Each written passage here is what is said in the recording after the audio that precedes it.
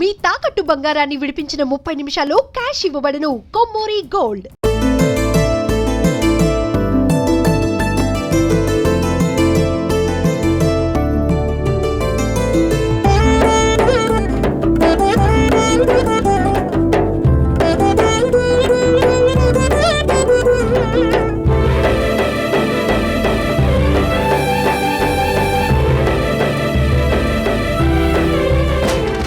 నమస్కారం గురుగారు.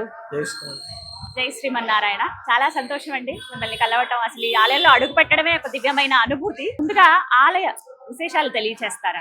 జై శ్రీమన్నారాయణ. అష్టలక్ష్మీ సమేతాయ అష్టైశ్వర్య ప్రదాయినే శ్రీమన్నారాయణాయాస్తు స్వామినే మమ మంగళం. కృపాద్యఖిల కళ్యాణ గుణరత్నైకరాశయే శ్రీనారాయణాయాస్తు స్వామినే మమ మంగళం. జై శ్రీమన్నారాయణ. మన అష్టలక్ష్మి దేవాలయం ఏప్రిల్ 22వ తారీఖు 1996వ సంవత్సరంలో ప్రతిష్టా కార్యక్రమం జరిగింది. ఈ ప్రతిష్టా కార్యక్రమానికి జయేంద్ర సరస్వతి, విజయేంద్ర సరస్వతి వారు కంచి కామకోటి పీఠాధిపతులు వేయించేసి ఆలయం యొక్క నిర్మాణ పర్యవేక్షణలు, ప్రతిష్టాది కార్యక్రమాలు అవన్నీ కూడా వారి శ్రీహస్తాలతోటి నిర్వహించడం జరిగింది. అంతేకాకుండా అదే రోజు 11:16 నిమిషములకి శ్రీ శ్రీ శ్రీ త్రిన్ని చిన్నశ్రీమన్నారాయణ రామానుజీయర్ స్వామి వారి యొక్క శ్రీహస్తములతోటి కుంభప్రోక్షణాది కార్యక్రమాలు జరిగాయి.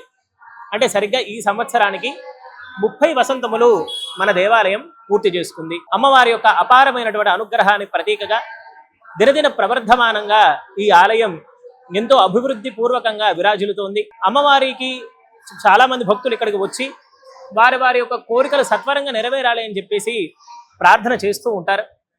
అందుకని చెప్పి ఈ యొక్క ఆలయంలో అతి ముఖ్యంగా మనం ప్రారంభించినప్పటి నుంచి ఇప్పటి వరకు కూడా కలశస్థాపనలు ఎంతో ప్రసిద్ధంగా ఉంటాయి. అంటే మండల దీక్ష అంటారు. 41 రోజుల పాటు ఇక్కడ ప్రత్యేకించి కలశస్థాపనలు చేసుకుంటారు.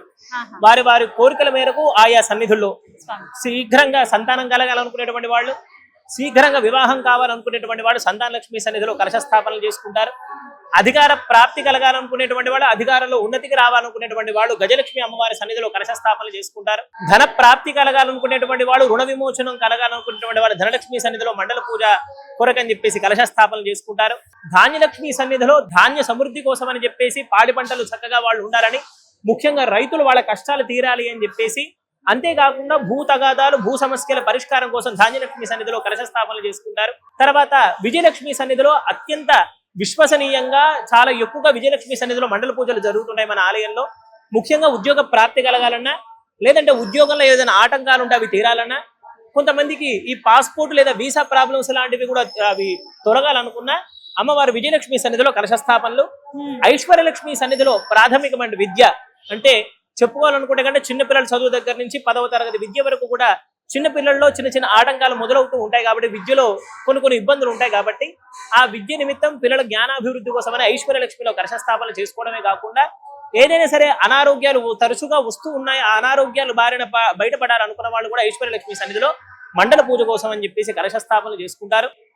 ఇంకా వీరలక్ష్మి సన్నిధిలో దీర్ఘకాలిక అనారోగ్యాలు అంటే చాలా కాలంగా సంవత్సరాలకు ఇబ్బంది పడుతుంటారు అనారోగ్యాల గురించి, అందుకని వీరలక్ష్మిలో చేసుకుంటారు. అంతేకాకుండా మనస్థైర్యం కోసం మానసికమైనటువంటి ఇబ్బందులు కూడా తొలగిపోవడానికి, ఇంకా ఏదైనా సరే శత్రుబాధ, గ్రహబాధ ఇటువంటివన్నీ కూడా తొలగిపోవడానికి అని చెప్పి వీరలక్ష్మి సన్నిధిలో కలశస్థాపనలు నడుస్తూ ఉంటాయి. మండల పూజ వాళ్ళ నక్షత్రాన్ని బట్టి మండల పూజ పెడుతూ ఉంటాం. ఇంకా అత్యంత ప్రధానమైనటువంటి సన్నిధి ఆదిలక్ష్మి సమేత శ్రీమన్నారాయణ స్వామి వారి సన్నిధిలో కలశస్థాపన చేస్తారు. అన్యోన్య దాంపత్య సిద్ధి కోసం అని చెప్పేసి కలశస్థాపన చేస్తారు. మధ్యలో ప్రధానమైనటువంటి సన్నిధి ఉంటుంది ఆదిలక్ష్మి సమేత శ్రీమన్నారాయణుడు. సామాన్యంగా లక్ష్మీదేవిని మాత్రమే ఆరాధన చేయకూడదని మనకి పెద్దలు చెప్తారు. నారాయణుడితో కూడినటువంటి లక్ష్మీదేవిని ఆరాధన చేయాలి అని చెప్పేసి చెప్తారు. మనకు రామాయణం మనకు బాగా తెలుసు. ఉదాహరణకు శూర్పణఖ రామచంద్రమూర్తిని కోరుకుంది, సీతాదేవిని వద్దు అనుకుంది. అందుకని చెప్పేసి ప్రాయశ్చిత్తంగా ఆమెకి చెవులు ముక్కు తెగబడ్డాయి. రావణాసురుడు కామాంధుడైనటువంటి వాడై సీతాదేవిని కోరుకున్నాడు, రామచంద్రమూర్తిని వద్దు అనుకున్నాడు. ఆయనకు ప్రాణమే లేకుండా పోయింది.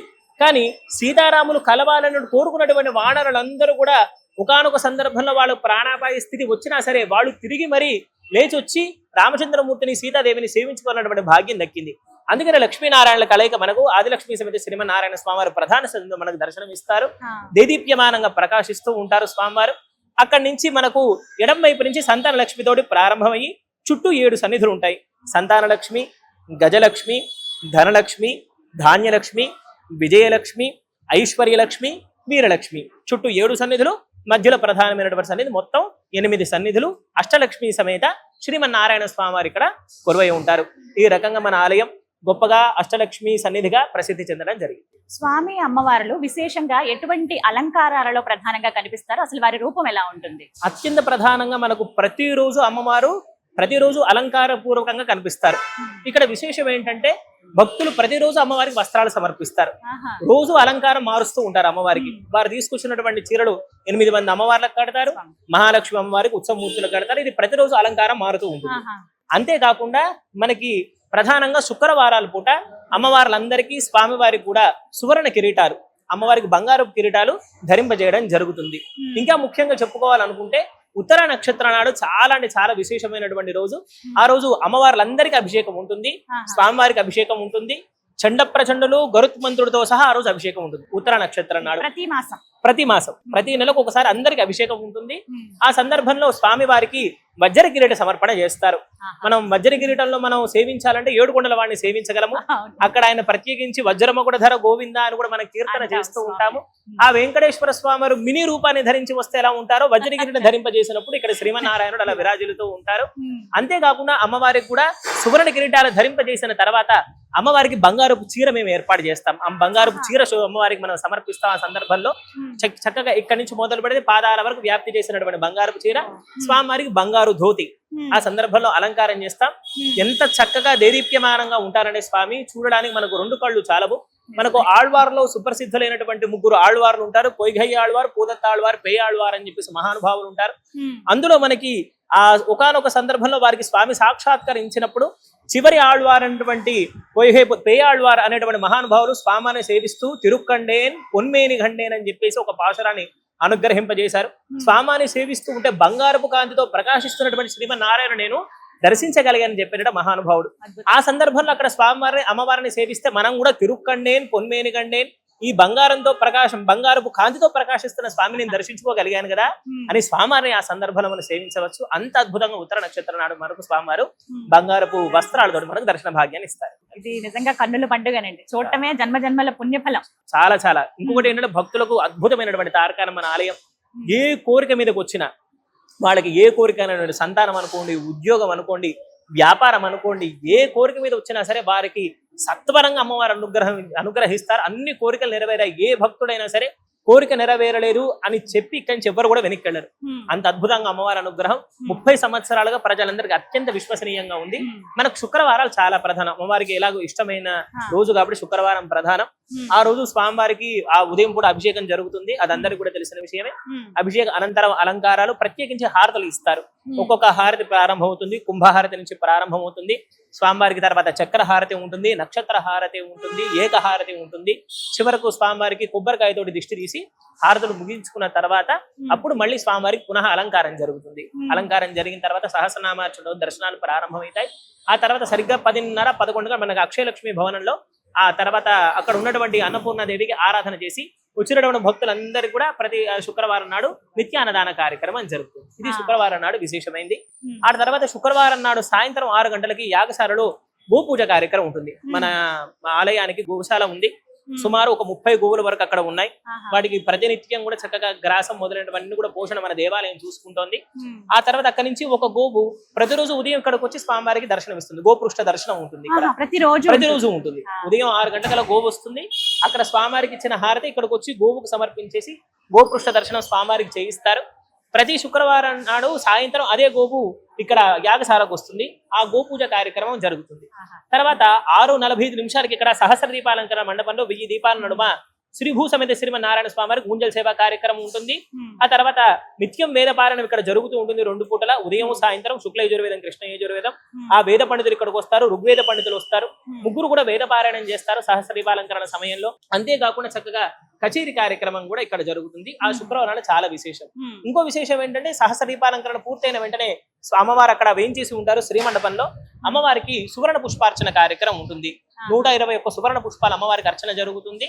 అంతేకాకుండా 24 తులసి దళాలు, కేశవాది చతుర్వింశతి నామాలకు ప్రత్యేకగా 24 తులసి దళాలు ఉంటాయి.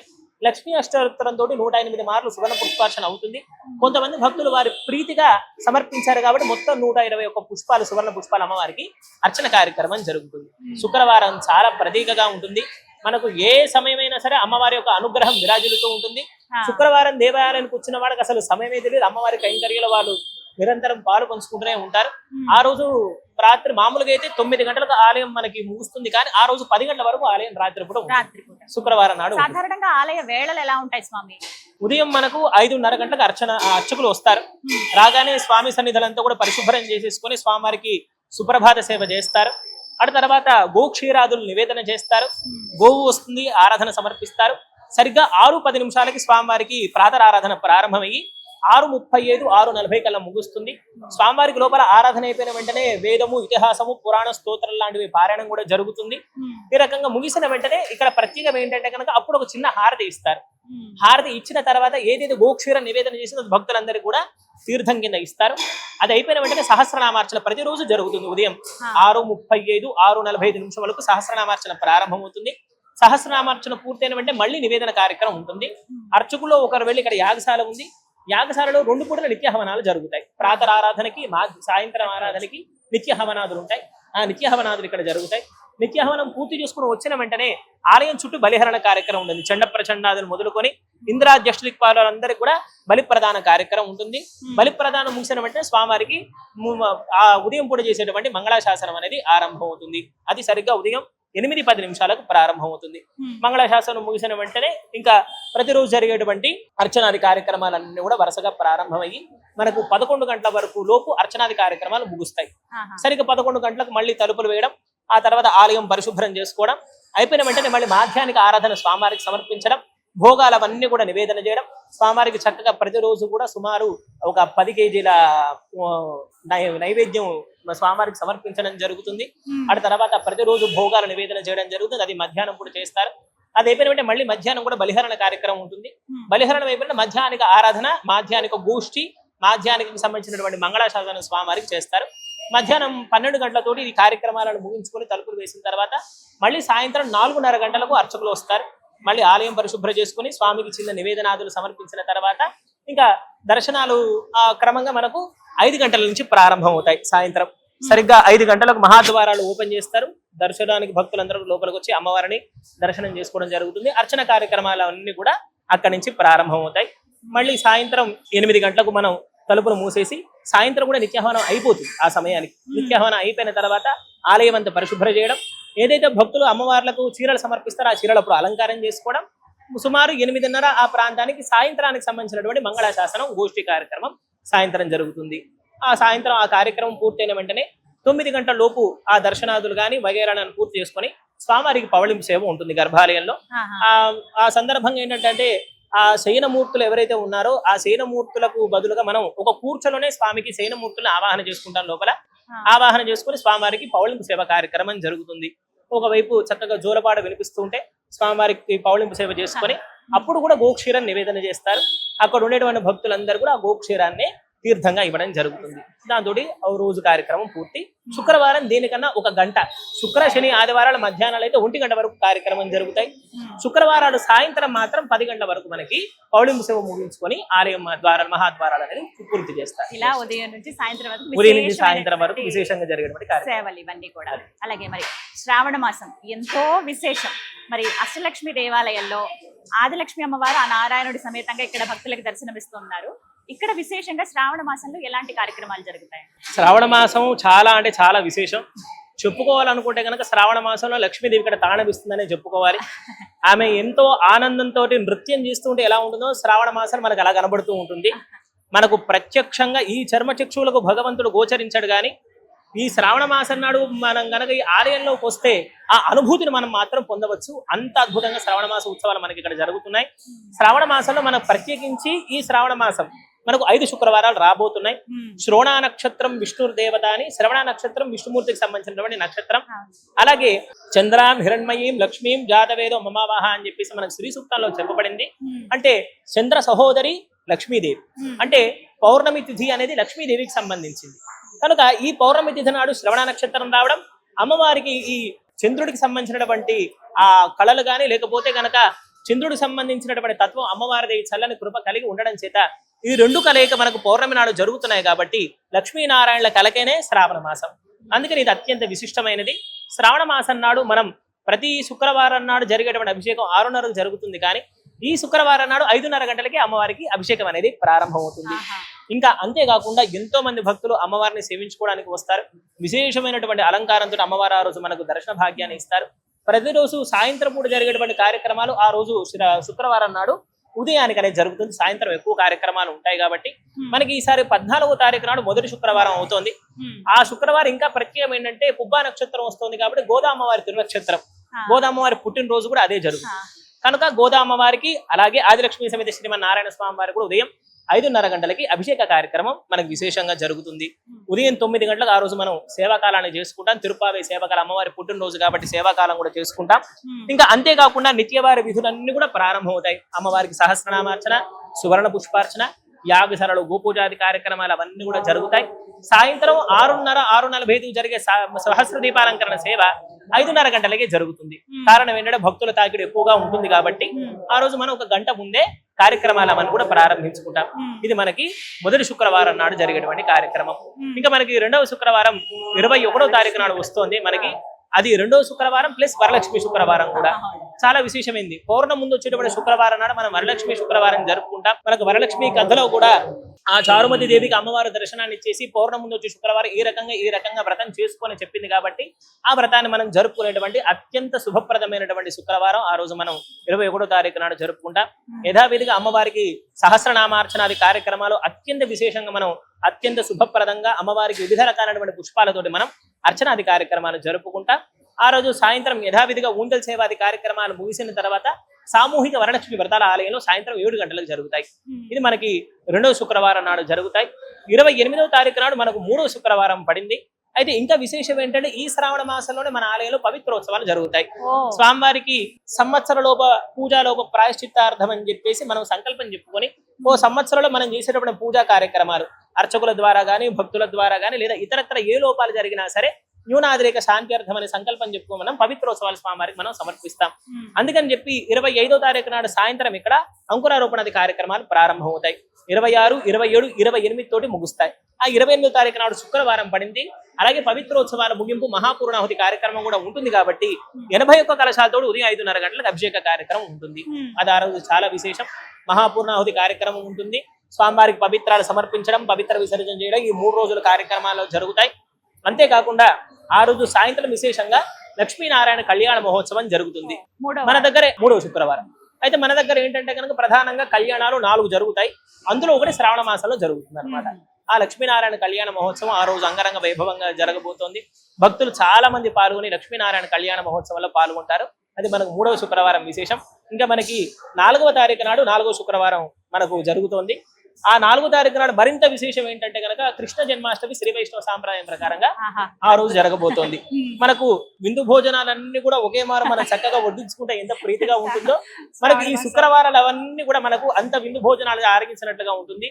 ఒకవైపు కృష్ణుడి యొక్క లీలా మాధుర్యాన్ని మనం ఒకవైపు అనుభవిస్తూ లక్ష్మీదేవి శుక్రవారపు అనుభవాన్ని కూడా మనం పొందుతూ ఆ రోజు మనం ఆ శుక్రవారం నాడు అనుభవించబోతున్నాం. కృష్ణ పరమాత్మకి ఎన్నో రకాలైనటువంటి విశేషమైనటువంటి ప్రసాదాలు నివేదనాలు జరుగుతూ ఉంటాయి. ఒకవైపు సహస్ర దీపాలంకరణ సేవ మొదలైనటువంటి సేవలు జరుగుతూ ఉంటాయి. ఇంకా మనకి కొంత కార్యక్రమం ముగియగానే సుమారు సాయంత్రం 9 గంటలకు ఉట్టి కొట్టేటువంటి కార్యక్రమం కూడా మన ఆలయ ఎదురుగా జరుగుతుంది. అది ఎంతో విశేషంగా జరుగుతోంది. ఇంకా 11వ తారీఖు నాడు మనకు 5వ శుక్రవారం అవుతుంది. ఆ రోజు అమావాస్య. మనకు ఇక్కడ అమావాస్య నాడు ముగింపు రోజు విశేషమైన కార్యక్రమాలు ఉంటాయి. ప్రత్యేకించి పుష్పాభిషేక 150 కేజీల పుష్పాలు వస్తాయి అమ్మవారికి. దాంతో పుష్పాభిషేక మహోత్సవం జరుగుతుంది. అమ్మవారికి ఎంతో ప్రీతికరమైనటువంటి స్తోత్రం శ్రీగుణ రత్నకోశం అని పరాశర భట్టర్ వారు అనుగ్రహించిన శ్రీగుణ రత్నకోశం అని ఒకటి ఉంటుంది. ఆ శ్రీగుణ రత్నకోశం ఎలా అంటే కనుక అమ్మవారి గుణానుమూల అనేటువంటి రత్నములు ఒక చోట పోగు చేస్తే ఎలా ఉంటుందో ఆ పారాయణం చేస్తే అంత బాగుంటుంది. ఆ శ్రీగుణ రత్నకోశం విన్నపం చేస్తూ ఉంటాం. అంతేకాకుండా శుక్రవారం కనుక నిత్యవారి కార్యక్రమాలన్నీ కూడా యథావిధిగా జరుగుతాయి. అమ్మవారికి ప్రత్యేకించి ఊంజల్ సేవ కార్యక్రమం ఉంటుంది. ఆ రోజు మనం సంవత్సరాలకు ఒకసారి చేస్తే అమ్మవారికి ఊంజల్ సేవ, మిగతా ఊంజల్ సేవ అంతా కూడా శ్రీమన్నారాయణుడు శ్రీభూషమితి శ్రీమన్నారాయణ స్వీకరిస్తారు. ఆ రోజు మాత్రం అమ్మవారికి ప్రత్యేకించి ఊంజల్ సేవ కార్యక్రమం ఉంటుంది. శ్రీగుణరత్న కోసం పారాయణం ఉంటుంది, పుష్పాభిషేకం ఉంటుంది. చివరి రోజు కాబట్టి మనం లక్ష్మీనారాయణ వ్రతాలు చేస్తాం. మనం లక్ష్మీనారాయణల కలిక కోరుకున్నటువంటి వాడే అన్ని రకాలైనటువంటి విషయాల నుంచి ముక్తి పొందగలుగుతాడు. కాబట్టి లక్ష్మీనారాయణ వ్రతం చేస్తామన్నమాట. కనుక ఆ ఇంకొక విశేషం ఏంటంటే ఆ లక్ష్మీనారాయణ వ్రతానికి భక్తులు కాకుండా ఆలయం నుంచే భక్తులకి కావాల్సినటువంటి సామాగ్రి ఇచ్చి మరి పూజా కార్యక్రమం చేయడం జరుగుతుంది. ఈ రకంగా మనకు శ్రావణ మాసం అత్యంత విశిష్టంగా జరుగుతోంది. అంటే చివరి వారం అమావాస్య వచ్చింది కదా స్వామి, ఆ రోజు కూడా శ్రావణ మాసం కింద లెక్కనే. శ్రావణ మాసం కింద లెక్క. అదనంగా ఒక శుక్రవారం, అదనంగా శుక్రవారం విశేషమైనది. అమావాస్య ఆ పైనటువంటి శుక్రవారం. మనకు ఉండేటువంటి దోషాలు అన్ని కూడా తొలగిపోతున్నాయి. ఎందుకంటే కనుక మనకి పౌర్ణమి అంటే వెలుగు, అమావాస్య అంటే చీకటి. ఈ అమ్మవారి అనుగ్రహంతో మనం పౌర్ణమి నాడు వెలుగులో కావాల్సినటువంటి లబ్ధులన్నీ కూడా పొంది అమావాస్య చీకటితో మనలో ఉండేటువంటి దోషాలన్నీ కూడా పోగొట్టుకుంటున్నాం. ఈ శ్రావణ మాసం అంత విశేషమైంది. నాకు తెలిసి ఆ శుక్రవారం ఆ తర్వాత అమావాస్యకి శ్రావణ మాసం రావడం చాలా అరుదు. అది ఈసారి రావడం మరింత మనకి ఆనందాన్ని కలిగింది. చాలా విశేషం. ప్రధానంగా లోపలికి అడుగు పెట్టిన తర్వాత ఆ మొత్తం ఆ బంగారు వాకిలి అక్కడి నుంచి అడుగు పెట్టడమే దివ్యమైన అనుభూతి అండి.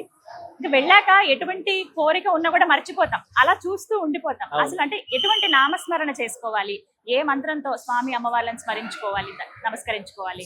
మనకు ప్రధానంగా కలియుగంలో భగవద్ అనుగ్రహం కలగాలంటే నామస్మరణ ఉపాయం. కృతయుగంలో, త్రేతాయుగంలో, ద్వాపర యుగంలో మనకు ఒక్కొక్కటి చెప్పబడింది.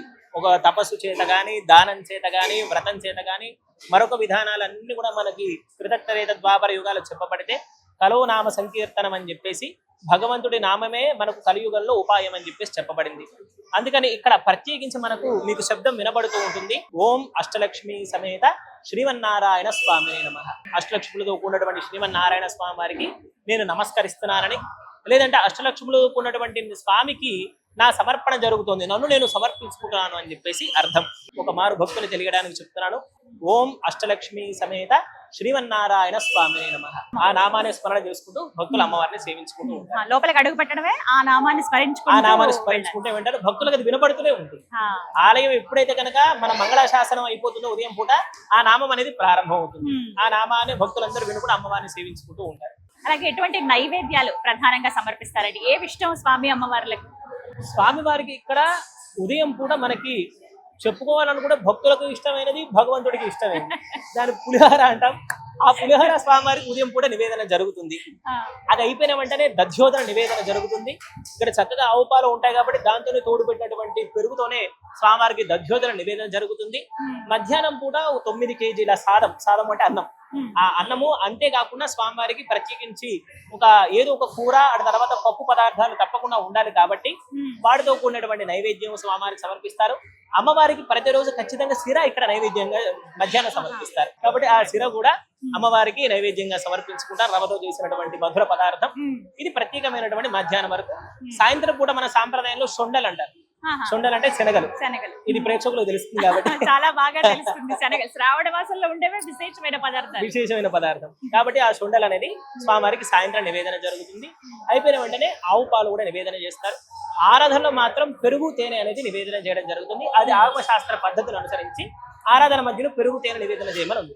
అది ఇక్కడ అమ్మవారికి నివేదన జరుగుతుంది. సాధారణంగా దేవాలయంలోకి అడుగు పెట్టగానే స్వామి అలా వచ్చి ప్రధాన దైవం దగ్గర వెళ్ళిపోతూ ఉంటారు. ఒక నియమం అంటూ ఉంటుంది, ఆలయ దర్శనం అంటారు కదా, మరి ఎలా దర్శించుకోవాలో వివరిస్తారా? మొట్టమొదటిగా ఆలయంలోకి రావానే చేయవలసిన పని ఏంటంటే ధ్వజస్తంభం దగ్గర సాష్టాంగ నమస్కారం చెయ్యాలి. సాష్టాంగ నమస్కారం చేయడంతో మనకు ఉండేటువంటి అహంకార మమకార దోషాలు మనకు పోగొట్టుకుంటాం అన్నమాట. కాబట్టి సా అష్ట అంగ ప్రణామం, 8 అంగములు నేలకు తాకుట అని అర్థం. హస్తాభ్యాం శిరసాపద్భ్యాం మనసా చదియా తథా అహంకారేణ చ ఆత్మాన నిపాత్య ధరణితలే అనేది ఆగమ శాస్త్రం, పాంచరాత్ర ఆగమని చెప్పినటువంటి పద్ధతి. అందుకని చెప్పి అక్కడ సాష్టాంగ నమస్కారం చేసుకున్న తర్వాత మనం 1 ప్రదక్షిణం లేదా 3 ప్రదక్షిణాలు చేసుకోవాలి. చేసుకున్న తర్వాత ద్వారపాలకుల్ని, అక్కడ ఉండేటువంటి గరుత్మంతుల వారిని దర్శనం చేసుకోవాలి. మొట్టమొదటిగా గరుత్మంతుల వారిని సేవించిన తర్వాత ద్వారపాలకుల దర్శనం చేసుకోవాలి. ద్వారపాలకుల దర్శనం చేసుకున్న తర్వాత శ్రీ వైష్ణవ సాంప్రదాయం ప్రకారంగా మొట్టమొదటిగా ఆళ్వార్ల సన్నిధి ఉంటుంది. మన ఆలయంలోకి వెళ్ళగానే ఆళ్వార సన్నిధి దర్శనం ఇస్తుంది. ఆ ఆళ్వార దగ్గర దర్శనం చేసుకోవాలి. ఆళ్వార సన్నిధిలో దర్శనం చేసుకున్న తర్వాత చుట్టూ కూడా అమ్మవార్లందరినీ కూడా దర్శనం చేసుకోవాలి. ఒక్కొక్క అమ్మవారిని సేవించుకోవాలి. సామాన్యంగా జీవుడు స్వామి దర్శనానికి వస్తున్నప్పుడు ఎన్నో రకాలైనటువంటి దోషాలు చేసుకుని వస్తాడు. ఎందుకంటే కనుక శాస్త్రాన్ని తెలిసి తెలియక పాటించకుండేటువంటి వాడు నేరుగా స్వామివారి సన్నిధికి వెళ్తే కనుక ఆయన మనల్ని ప్రశ్నిస్తాడు. నువ్వు ఏం చదువుకున్నావు, ఏం నేర్చుకున్నావు, నేను చెప్పినటువంటి విధి విధానాలు పాటిస్తున్నావా లేదా, నేను ఎందుకు అనుగ్రహించాలి అనేటువంటి ప్రశ్న వేస్తాడేమో అని చెప్పేసి ఆచార్యులను దర్శనం చేసుకోవడం ద్వారా మనకు శాస్త్రం యొక్క జ్ఞానం అనేది మనకు లభిస్తుంది. అందుకని ఆళ్వార్ల సన్నిధి దర్శనం చేసుకోవడం. అంతకు మించి ఏదైనా సరే పిల్లాడు తప్పు చేశాడంటే దండించడానికి తండ్రి సిద్ధంగా ఉంటాడు. ఎందుకురా ఈ తప్పు చేశాను కర్ర పట్టుకుని రెడీగా ఉంటాడు. వీడు పరిగెత్తుకొని తల్లి కొంగుచాటం దాక్కుంటాడు, అమ్మ నన్ను కాపాడు నాన్న కొట్టడానికి వస్తాడని చెప్పి. కాబట్టి రక్షించే స్వభావం తల్లిది కాబట్టి వాడిని కొట్టడానికి వీల్లేదని చెప్పేసి తన కొంగుచాటున దాక్కుని మరీ రక్షిస్తుంది తల్లి. అందుకని చెప్పేసి మనం తాయార్ల దర్శనం అంటే అమ్మవారి దర్శనం చేసుకుంటాం. ఇక్కడ మనకి ఇంకా ఎక్కువ రక్షణ లభించేది ఏంటంటే 8 రూపాయలు అమ్మ మనకు రక్షణ కలిగిస్తుంది. ఆదిలక్ష్మిని దర్శించుకొని సంతానలక్ష్మి దగ్గర నుంచి వీరలక్ష్మి వరకు దర్శనం చేసుకోవడంతో ఇంకా శ్రీమన్నారాయణమూర్తి నువ్వు ఏ దోషం చేసినా సరే ఆయన కరిగిపోయి నిన్ను రక్షించడానికి చూస్తాడు తప్ప శిక్షించడానికి చూడడు. అందుకని దర్శనం మనం అలాగా క్రమంగా చేసుకుంటాం అనమాట. అలా అయిపోయిన తర్వాత మనకి ఇక్కడ ప్రధానంగా గణపతి సన్నిధి మొట్టమొదటిగా ఇక్కడికి వచ్చిన తర్వాత గణపతి సన్నిధి దర్శనం చేస్తుంది. మనకు ఉండేటువంటి ఆటంకాలు కార్యాలన్నీ కూడా చక్కగా మనకు నిర్విఘ్నంగా జరగాలని మనం మొదటగా ఇక్కడ గణపతుల వారిని ప్రార్థన చేస్తాం. ఆ పక్కనే ఆ అర్చక స్వాములు పరిచారక స్వాములు కూర్చొని వచ్చిన వాళ్ళ భక్తులు ప్రతి భక్తులు కూడా తప్పకుండా తీర్థం ప్రసాదం ఇచ్చే పంపిస్తారు. భక్తులు చక్కగా ప్రసాద స్వీకరణ చేసి ఇక్కడ కూర్చొని ప్రసాదాన్ని పుచ్చుకొని వెళతారు. శుక్రవారాలు అయితే అన్న ప్రసాదం ఉంటుంది. మనకి ఇంకొక విశేషం ఏంటంటే కనుక గోపురం మీద విమాన శ్రీయపతి దర్శనం కలిగిస్తారు. ఒకవేళ భక్తులు పొరపాటున కనుక ఆలయం క్లోజ్ అయిన తర్వాత పెరుమాళ్ళ అమ్మవారిని ఎక్కడ సేవించుకోలేదు అనేటువంటి ఆలోచన లేకుండా విమాన శ్రీయపతి వారిని దర్శనం చేసుకుంటే లోపల దర్శనం చేసుకున్నట్లు పుణ్యం కలుగుతుంది. కాబట్టి విమాన శ్రీయపతి దర్శనం కూడా మనకి ఆ భాగ్యం కలిగిస్తారు. ఈ రకంగా మనం ఏ దేవాలయానికి వెళ్ళినా ఇదే దర్శన విధానం. మన దేవాలయానికి ఇది ఒక ప్రత్యేకత. కానీ చాలా చక్కగా వివరించారండి. నిజంగా చూసిన వాళ్ళకే ఇప్పుడే దర్శనం చేసుకున్నావా అనే భావన కలుగుతుంది, మానసిక దర్శనం. అంతే. స్వామి మీరు ఎన్ని ఏళ్లగా ఇలా స్వామి అమ్మవార్ల సేవలో ఉన్నారు? నేను గత 2 సంవత్సరాలుగా సేవలో ఉన్నాను. ఆలయంలో ఎంతో మంది ప్రధాన అర్చకులు వారి యొక్క సేవలు అందించారు. దాసుడి మీద అమ్మవారికి కటాక్షం కలిగి గత 2 సంవత్సరాలుగా నా చేత కైంకర్యాలు స్వీకరిస్తున్నారు. ఇంతకు ముందు కూడా లక్ష్మీనారాయణ స్వామి వారి దేవాలయాల్లోనే నేను అక్కడ ప్రధాన అర్చకులే సేవ చేయడం జరిగింది. అంటే ఒక్క మాట అడగాలనుకున్నాను, మీకు కలిగినటువంటి అనుభవాలు స్వామి అమ్మవార్లతోటి. అనుభవాలు చెప్పుకోవాలనుకుంటే చాలా ఆశ్చర్యకరంగా ఉంటాయి. 1 కాదు 2 కాదు. ఎందుకంటే కనుక ఆ ఆంతరికంగా లక్ష్మీనారాయణలోని సేవిస్తున్నప్పుడు వచ్చేటువంటి అనుభూతి అనేది చాలా అంటే చాలా దివ్యంగా ఉంటుంది. ముఖ్యంగా చెప్పుకోవాలనుకుంటే కనుక అద్భుతమైనటువంటి ప్రశాంతతను భగవద్గీత యొక్క అనుగ్రహాన్ని ఆ సమయంలో మేము పొందగలుగుతుంది మా భాగ్యం. ప్రత్యేకించి స్వామివారికి మేము ఆరాధన సమర్పిస్తాం. ఆరాధన సమర్పించేటప్పుడు ఒక అర్చకుడు చనిపోయి బ్రతకాలి. నిజానికి చనిపోవడం బ్రతకడం జరగాలి. దాన్ని ఆగమ శాస్త్రంలో తత్వ సంహారము తత్వ సృష్టి అని అంటారు. ఈ పాంచభౌతికమైనటువంటి ఈ శరీరం అంటే మలమూత్రాలతో కూడినటువంటి ఈ శరీరం స్వామివారి సమర్పించడానికి అనేది యోగ్యత పొందాలి అంటే ఆగమ శాస్త్ర పద్ధతిలో చెప్పినటువంటి ఆరాధనలో సగభాగం దేహశుద్ధే ఉంటుంది. భూత శుద్ధి నుంచి ప్రారంభమవుతుంది. దేహంలో ఉండేటువంటి పంచభూతాలు శుద్ధి చేసుకున్న తర్వాత తత్వ సంహారం జరుగుతుంది. మనకు ఉండేటువంటి 5 విషయాలు శబ్ద స్పర్శ రూప రస గంధములు, దానికి సంబంధించినటువంటి పంచభూతాలు పృథివీ తేజో వాయురాకాశాదులు, ఇవన్నీ కూడా మన దేహంలో ఉంటాయి. వాటన్నిటిని కూడా ఒక్కొక్కటి కూడా సంహరించుకుంటూ వస్తాడు అర్చకుడు. అది అయిపోయిన తర్వాత అర్చకుడు పూర్తిగా కూడా స్వామి శ్రీపాదాల చెంతనే మొత్తం కూడా దగ్ధమైపోతాడు.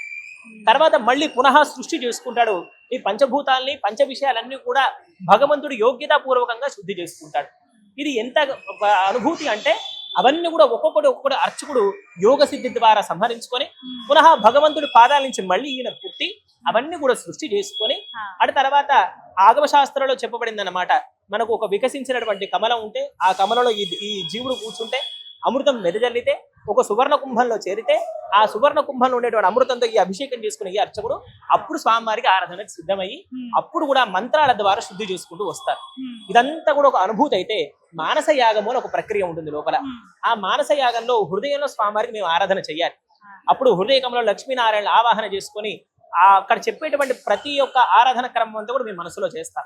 అది చెప్పలేనటువంటి దివ్యానుభూతి. ఆ అనుభూతిని పొందుతూ స్వామివారికి అమ్మవారికి మేము ఆరాధన సమర్పించుకోవడం అనేది మాకు భాగ్య విశేషం.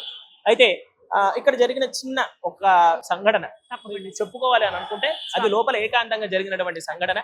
సామాన్యంగా ఎంత మనం ఇంత ఆరాధన పద్ధతి చెప్పినా మనసు స్థిమితంగా లేకపోతే ఇవన్నీ కూడా అడుపోతూ ఉంటాయి, ఇడిపోతూ ఉంటాయి.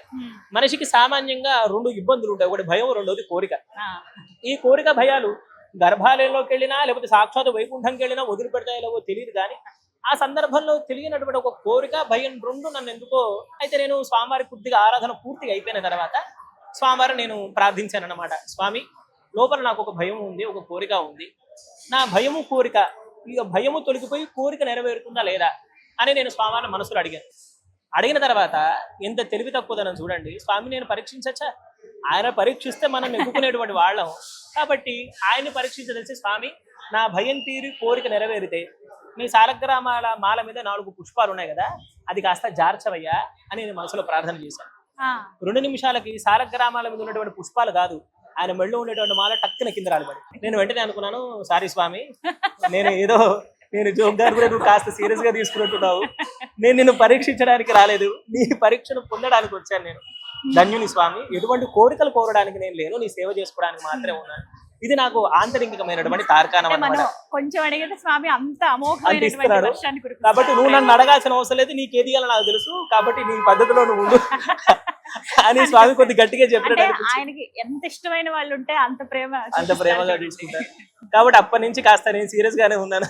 స్వామి నేను ఇప్పటి నుంచి ఏం అడగను, నువ్వు ఏది ఇస్తా తీసుకోవడానికి సిద్ధంగా. అంటే ఆయన మనం చెప్పేది, మనం మాట్లాడేది, మనం చేసేది ప్రతిది కూడా ఆయనే ఎంత సంతృప్తిగా స్వీకరిస్తున్నాడని మన అనుభవం పొందవచ్చు అనమాట.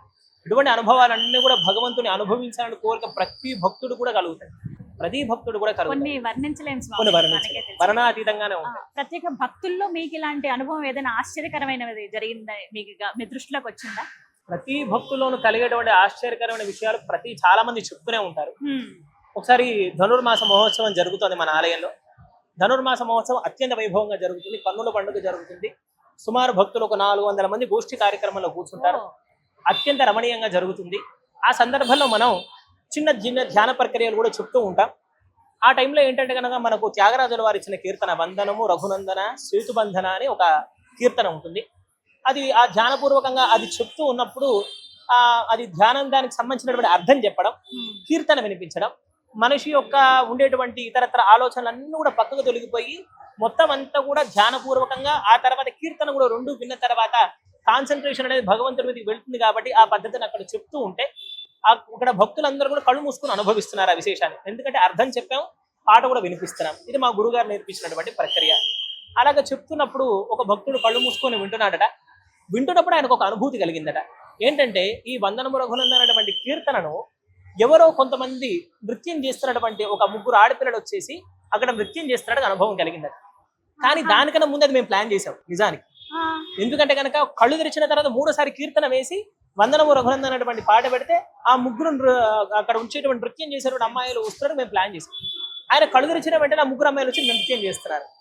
అది ఆయనకు కలిగినటువంటి అనుభూతి. అంటే ఎవరెవరైతే కనుక అనుభవించాలి అనుకుని భగవంతుడి మీద పరిపూర్ణమైన విశ్వాసం కలిగి ఉంటారో వాళ్ళకి అంత ప్రత్యక్షమైనటువంటి తార్కాణాలు జరుగుతూనే ఉంటాయి. చెప్పుకోవాలి అనుకుంటే మన కళ్ళతో కాకుండా మనసుతో చూడాలనుకుంటే ఈ ప్రాంతం అంతా కూడా అమ్మవారు అలా తన శ్రీపాదాలతో సంచరిస్తూనే ఉంటారు. ఇక్కడ అంతా కూడా సంచరిస్తూనే ఉంటారు. ఆమె శ్రీపాదాలు కూడా మనకు గోచరిస్తూనే ఉంటాయి. అంత అద్భుతమైనటువంటి స్థలం. ఎంత పుణ్యమో అనిపిస్తోంది స్వామి. అంటే ఇంతసేపు మీతో చర్చించడం, ఇంతసేపు ఆలయ సముదాయంలో ఉండడమే ఓ మహద్భాగ్యం. చాలా మందికి ఎంత అంటే అంత తార్కాణమైనటువంటి దేవాలయం. అన్ని రకాలుగా కోరికలు ఉన్నా కోరికలు లేకపోయినా అమ్మ అని మన ఆమె దగ్గరికి వెళ్తే చాలు, మన ఆమె కడుపు హద్దుకొని మనల్ని ఆదరించేటువంటి అద్భుతమైనటువంటి సన్నిధి. చాలా చక్కగా వివరించారండి. చివరిగా ఇప్పటి వరకు మేము రాలేకపోయామే, ఇక దర్శన భాగ్యం కలగాలి అన్న వాళ్ళకి ఏం చెప్తారు భక్తులకి? ఒకే విషయం చెప్తాను, భగవద్ అనుగ్రహం కలిగిన వాళ్ళైతే తప్పకుండా వస్తారు. భగవద్ అనుగ్రహం లేని వాళ్ళ గురించి మనం అయితే ఏమీ చేయలేం.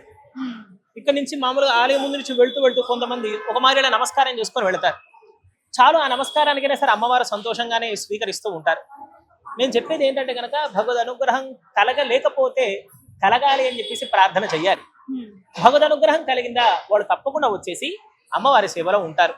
వాళ్ళందరికీ నేను ఒకే విషయం చెప్పదలుచుకున్నది ఏంటంటే కనుక ముఖ్యంగా మన ధర్మం, మన హైందవ ధర్మం, మన వైదిక ధర్మం పాటించాలి అనుకునేటువంటి ప్రతి ఒక్కళ్ళు ఖచ్చితంగా దేవాలయాలకు రావాల్సిందే.